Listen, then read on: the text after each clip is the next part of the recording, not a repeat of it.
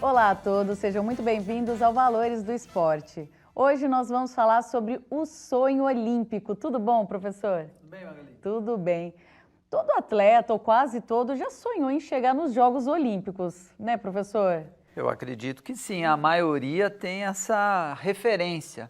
E é um sonho mesmo, né? Quem de nós não gostaria de estar nas Olimpíadas? Exatamente, eu já sonhei, não vou negar, mas nunca cheguei nem perto de estar nas Olimpíadas. Mas é interessante pensar, né, como os Jogos Olímpicos fazem isso com o atleta, essa busca pela máxima da performance. Mas eu queria do professor que a gente fosse lá para os primeiros Jogos Olímpicos, né? Lá na Grécia Antiga, que o professor falasse, existia esse sonho lá, será, professor? Com certeza, existia. Claro que as ideias eram um pouco diferentes, né? Os retornos acho que eram diferentes, mas desde o seu princípio, os Jogos Olímpicos representam uma simbologia que coloca os atletas, sobretudo os vencedores, num estágio intermediário, vamos dizer assim, entre os mortais e os imortais. A cada 4 anos, as guerras eram suspensas, os conflitos, a cidade parava para assistir os jogos. E o que se via lá eram atletas que demonstravam performances consideradas assim sobre-humanas. Como era possível aqueles atletas correrem tão rápido, saltarem tão longe, fazerem provas de performance tão destacáveis? A única resposta que eles tinham é que aqueles seres humanos estavam ali num degrau intermediário entre os mortais e os imortais. Então os homens sabiam que eles não conseguiriam ser deuses. Estava colocado, né? Quem era filho de Deus com Deus era um Deus, um outro Deus, né? Os mortais, no máximo, eles poderiam ter alguma circunstância em que ele era um semideus. Isso estou me referindo à mitologia grega, evidentemente. Ainda assim, ele não era um imortal. Então, para os seres humanos, só restava fazer alguma grande obra em sua vida, algum ato heróico, algum episódio de extremo destaque no seu recorte mortal para plantar ao menos o seu nome na imortalidade. Então, o que eu estou destacando é que os seres humanos não tinham a condição de preservar o seu corpo vivo para sempre, como faziam os deuses. Mas ele tinha uma alternativa, cravar o seu nome na memória do povo grego. E como que ele poderia fazer isso? Uma das alternativas era por meio dos Jogos Olímpicos. Se ele vencesse uma prova, o nome dele ia ficar para sempre gravado na memória dos gregos. E professor, pensando lá atrás, né, nessa ideia deles tentarem chegar perto dos deuses, a gente hoje tenta isso também, né, chegar perto ali de ser um deus, acreditar que esse atleta, né, quando a gente pensa Michael Phelps, com resultados tão expressivos, Usain Bolt mesmo, enfim, atletas que chegaram num ápice um pouco além, né, do que a gente espera. Ele se sente ali um deus do Olimpo? Magali, se nós reinterpretarmos essa noção de Deus, às vezes a gente pega uma noção muito assim estagnada do conceito de Deus, em que ele está extremamente separado da esfera humana. Aí, claro, acaba sendo uma hipérbole falar que um Usain Bolt, naquele momento, representou uma divindade, um Deus. No entanto, se a gente relativiza um pouco o conceito de divino, é aquilo que sai do ordinário, né? Ordinário no sentido da vida comum vivida.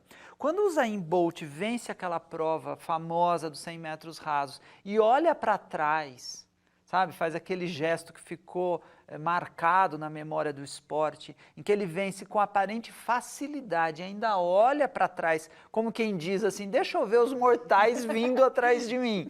Naquele momento ele se diviniza, ele sai desse movimento ordinário que eu estou mencionando, ele parece ser extraordinário, né? Extraordinário, está fora do fluxo dos mortais. Naquele momento é como se ele fosse um Deus. Evidentemente, nós estamos falando de uma divindade que vai ser superada, que no futuro a gente vai ter uma reavaliação, né, uma recolocação, quem sabe uma quebra dessa marca, mas o esporte nos traz um pouco essa esperança, que a gente consegue superar o ordinário, que a gente consegue superar os limites da mortalidade. Quem não quer imaginar que um dia a gente vai conseguir combater nossos males, nossas doenças, nossas limitações, que a gente vai conseguir viver, eu não vou dizer para sempre, que eu acho que isso seria um fardo, né? Mas viver com melhor qualidade, por mais tempo. Quando o esporte mostra, edição após edição das Olimpíadas, quebras de marcas, é como se ele nos desse essa esperança do caminho divino, como se nos desse a esperança de que eu conseguirei. Eu, quando falo eu, digo os seres humanos, nós conseguiremos atingir uma marca, uma qualidade de vida, uma possibilidade de existência quase que divina.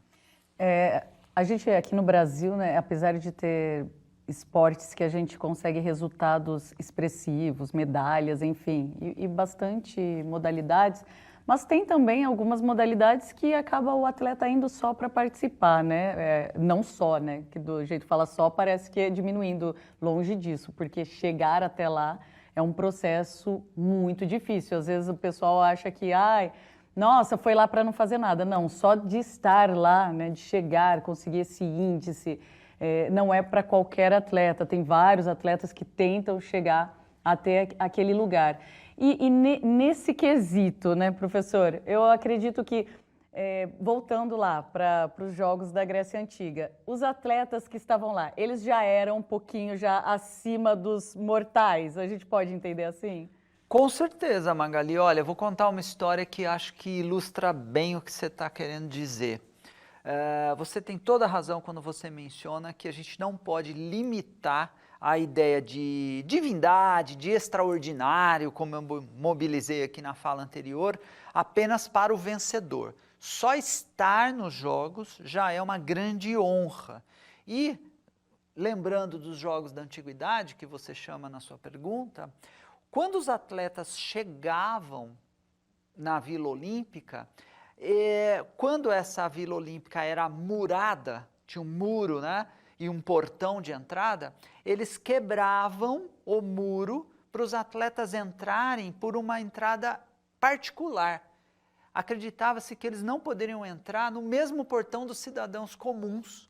Eles tinham que entrar com destaque, eles eram tão especiais que, dentro do código grego, tinha que ter uma entrada particular para eles. Uma vez dentro da cidade, eles ficavam na chamada Vila Olímpica. Até hoje a gente tem a herança, né, desse nome. Sim. Quando se constrói na cidade dos Jogos um espaço para os atletas se alojarem e conviverem, se alimentarem, ao redor ali das praças esportivas, a gente nomeia de Vila Olímpica. A Vila Olímpica na Grécia Antiga era um espaço também para eles ficarem alojados e onde havia, inclusive, a presença de poetas e de filósofos para discutir as provas, né? Como se fosse assim, um programa esportivo também, né? Acabadas as provas, se indagava por que será que aquele atleta venceu, quais eram as características, não só físicas, mas existenciais, que tinham levado aquele atleta a superar o outro. E depois, mesmo dos Jogos, ele tinha o direito de permanecer nessa Vila Olímpica por um tempo. Os vencedores eram financiados pelo Estado para o resto da vida. É muito difundida a história que eles ganhavam apenas uma coroa de louros. É verdade, o prêmio não era nenhum prêmio em dinheiro ou coisa do tipo. Eles só ganhavam uma coroa de louros. Mas muita gente não sabe que depois eles eram financiados pelo Estado para o resto da vida, o que na condição da Grécia Antiga era um negócio muito bom. Sim. Você, para o resto da vida, tinha ali o seu quinhão de alimento, de proteção e de moradia. Então, o atleta, ele era, de fato, um cidadão assim, intermediário entre o mortal mais comum e o divino. E hoje, como a sua pergunta trouxe, eu tenho a impressão que o esporte é uma das coisas que melhor contribui também nessa, vamos chamar, imortalidade do nome. Né? Os atletas, eles são lembrados pelos seus feitos, pelas suas marcas, e mesmo no recorte de vida pessoal, pode ver todo atleta que teve a honra de ir para uma Olimpíada, independente dos resultados, ele faz uma tatuagem com os 5 aros, ele conta para todo mundo, ele tem uma foto em local de destaque na casa dele, em que ele vai dizer eu fui para uma Olimpíada, e eu acho que ele merece mesmo, é uma grande honra. Eu sei que você vai receber uma atleta olímpica no próximo bloco, estou ansioso para acompanhar o depoimento. E foi uma honra para mim também, né? Porque a gente se sente honrado de entrevistar, né? Vai ser, aliás, uma honra para mim. Então é isso, professor. Então, no próximo bloco, eu vou conversar com a professora Maria Isabel Guerra, que é profissional de educação física e também nadou uns Jogos Olímpicos. Então, obrigada, professor. Obrigado. E até o próximo bloco, pessoal.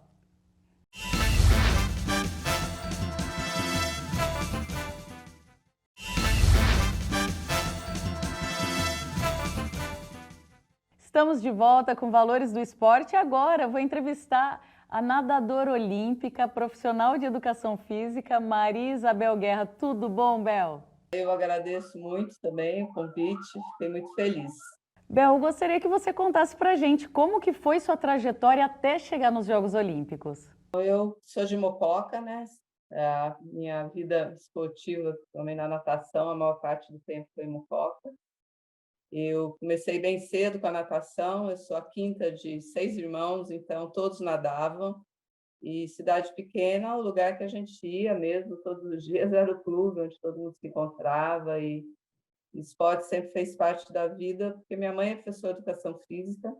Assim, tem um fato interessante que ela é das primeiras turmas da USP, que nem era a USP ainda, era a Faculdade de Educação Física de São Paulo. Ela era um pouco de precursora, porque poucas mulheres faziam educação física na época.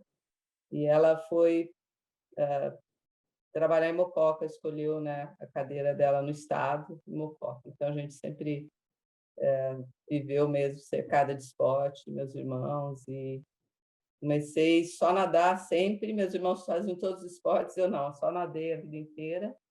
E comecei ganhando os campeonatos, né, regionais, depois estaduais, até que eu fui primeiro campeonato sul-americano na Colômbia, que era um campeonato infanto-juvenil.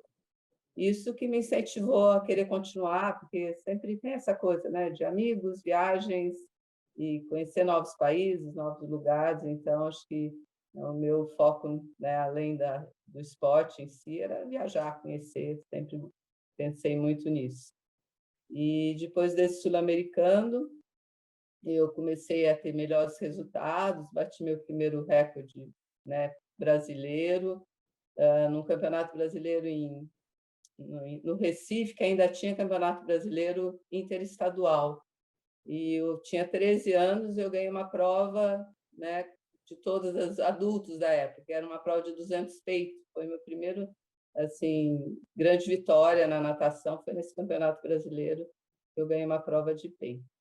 E aí, só aos 12, 13 anos, né? Aos 14, eu já bati meu primeiro recorde mesmo brasileiro, e foi aí. A partir daí foi Pan-Americano, onde eu fiquei em quarto no 200 medley, e depois do Pan-Americano, que foi na Colômbia, a gente teve o próximo Sul-Americano, daí onde eu ganhei as 3 medalhas, né, de ouro, as 3 provas que eu acabei nadando na Olimpíada, que é 200 medley, 400 medley e 200 borboleta.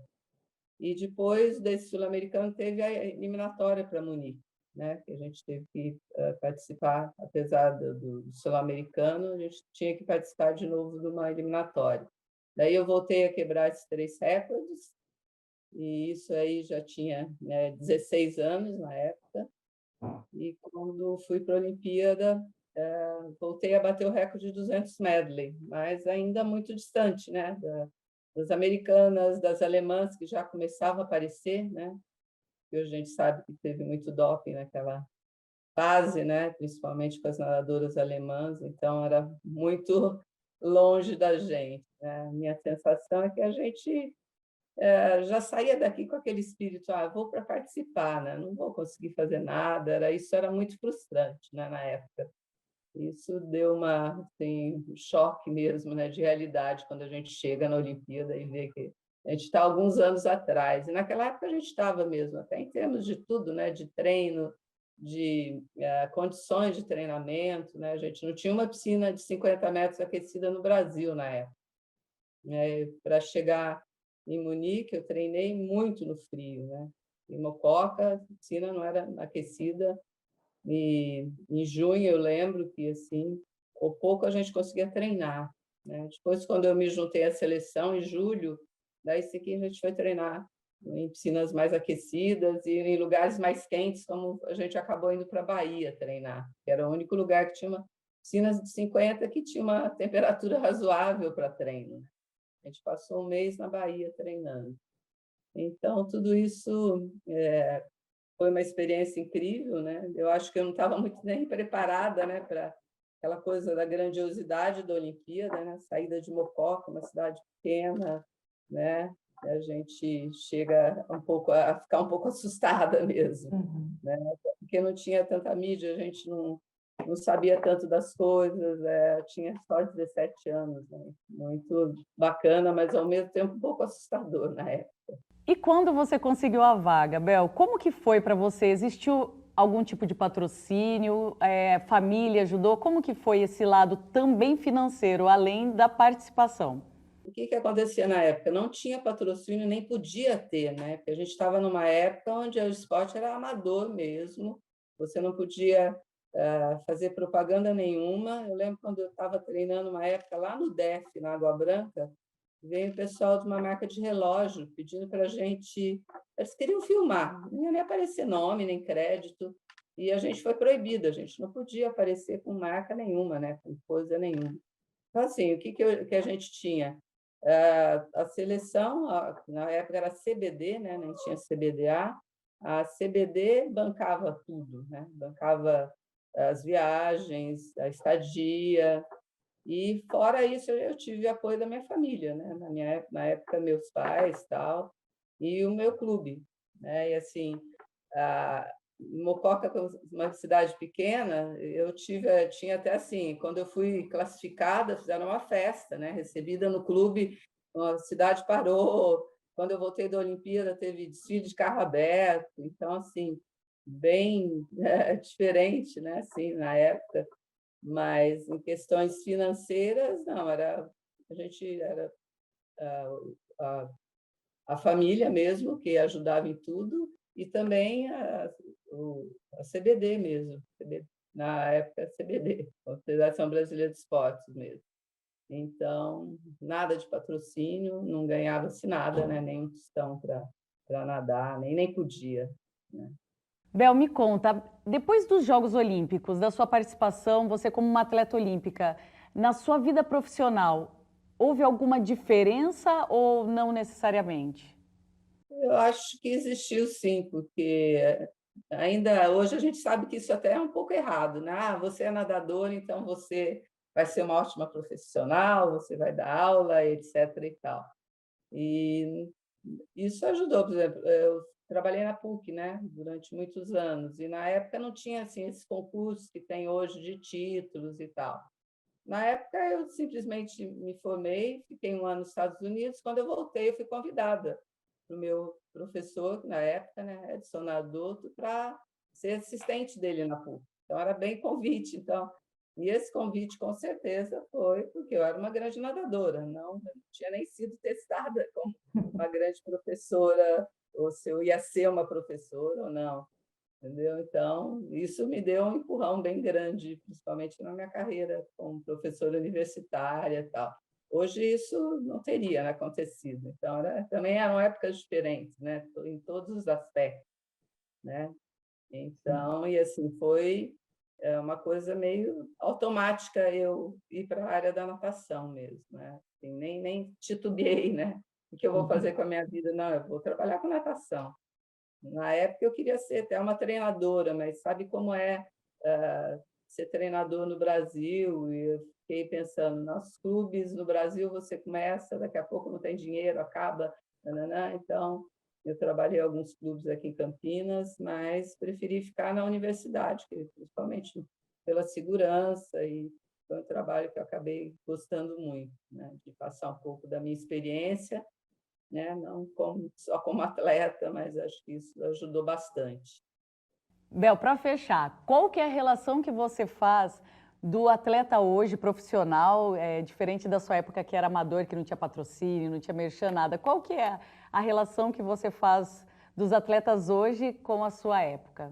Nossa, eu acho que é muito diferente, né? É uma realidade muito diferente da que a gente tinha. Era uma coisa, eu gosto de nadar, eu quero nadar e quero, primeiro quero ir para o meu sul-americano, depois quero ir para o pan-americano, eu quero ir para a Olimpíada. Então, era só esse desejo mesmo de participar das competições importantes, de conhecer pessoas, né? Porque o esporte te proporciona muito, né? Essa coisa de conhecer atletas de outros países, mesmo de outras cidades e, né, de outros estados, etc.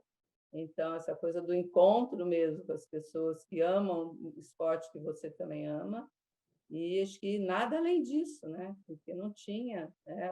Assim, eu falo, eu conheci muito mundo, mas conheci muito pouco, né? As pessoas, nossa, você viajou muito, né?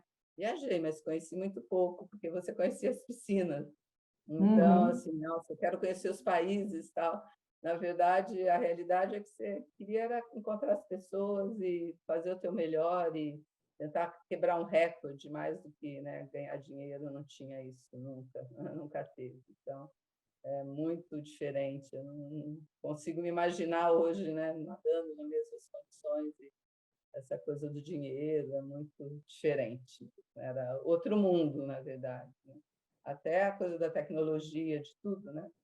Você viu uma foto que eu te mandei, estava dentro da água nadando uma prova, então sem touca, sem óculos, os meus alunos falam, como assim? Você nadava sem óculos? Nadava. E olhem que piscinas, né? Piscinas que nem tinham muito tratamento, a piscina em Mococa vivia verde, que você nem chegava no fundo.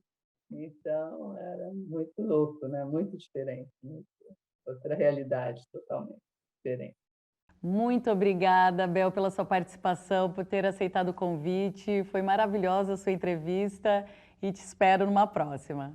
Quando quiser, estou aqui à disposição e adoro contar as histórias. Bom, pessoal, é isso. Espero que vocês tenham gostado e espero vocês no próximo programa. Até lá!